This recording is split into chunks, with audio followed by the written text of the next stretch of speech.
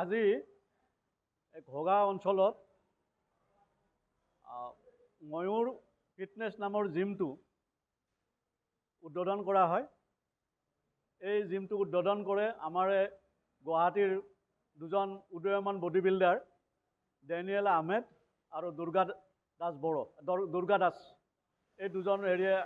এই জিমটো উদ্বোধন কৰিছে। এই জিমটো প্ৰতিষ্ঠা কৰাৰ মূল উদ্দেশ্য হৈছে যে এই অঞ্চলৰ যিখিনি ডেকা বা আমাৰ গাভৰু আছে তেওঁলোকে যাতে তেওঁলোকৰ শৰীৰ চৰ্চাটো সুন্দৰভাৱে কৰিব পাৰে আৰু তেওঁলোকক শৰীৰ চৰ্চাৰ যিটো ফেচিলিটি সেই ফেচিলিটিটো যাতে ইয়াতে দিব পাৰে সেই উদ্দেশ্যৰে এই অঞ্চলৰে লোহাৰকাঠা গাঁৱৰ দুজন উদীয়মান ল'ৰা আৰিফ হুছেইন আৰু আমিৰ হুছেইন নামৰ দুই ভাতৃয়ে এই জিমটো আজি উদ্বোধন কৰে।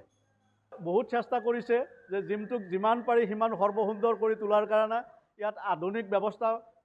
প্ৰয়োগ কৰা হৈছে আৰু যিটো ঘৰ তেওঁলোকে জিমখানা যিটো বনাইছে এই জিমখানাটো তেওঁ পৰিৱেশ বন্ধু হিচাপে তৈয়াৰ কৰিছে। ইয়াত পৰিৱেশৰ এটা সুন্দৰ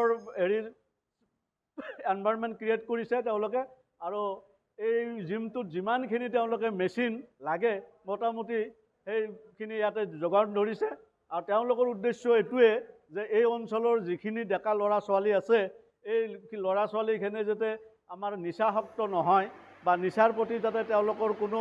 এটা গুৰুত্ব নাথাকে সেইফালৰ পৰা এই জিমত যেতিয়া তেওঁলোকে আহি জইন কৰিব তেওঁলোকে শৰীৰৰ বিষয়ে তেওঁলোকে যেতিয়া জ্ঞান আহৰণ কৰিব আৰু তেওঁলোকৰ নিজৰ শৰীৰ চৰ্চা কৰিব এটা সুস্থ স্বাস্থ্য পাব তেতিয়া তেওঁলোকে নিশ্চিতভাৱে আজিৰ সমাজত প্ৰচলিত এই বৰ বিষবিলাকৰ পৰা তেওঁলোকে আঁতৰত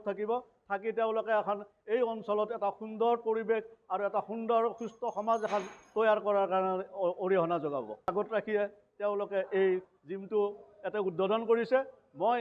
আশা ৰাখিছোঁ যে এই জিমটোৱে এই জিমৰ যি মালিক আছে মালিক পক্ষৰ যিটো উদ্দেশ্য সেই উদ্দেশ্য পৰিপূৰণ কৰিব আৰু অঞ্চলটোৰ কাৰণে এটা সুস্থ বাতাবৰণৰ সুস্থ পৰিৱেশৰ সৃষ্টি কৰিব। ল'ৰা ছোৱালী উভয় আৰু এই জিমটো হৈছে তেওঁলোকে ইউনিচেক্স জিম কৰিছে আৰু এই ইউনিচেক্স জিম কাৰণে ইয়াতে ল'ৰা ছোৱালী চবেই ইয়াতে জইন কৰিব পাৰিব আৰু তেওঁলোকক ইয়াতে জইন কৰাৰ কাৰণে মোৰ তৰফৰ পৰা আহ্বান কৰিছোঁ।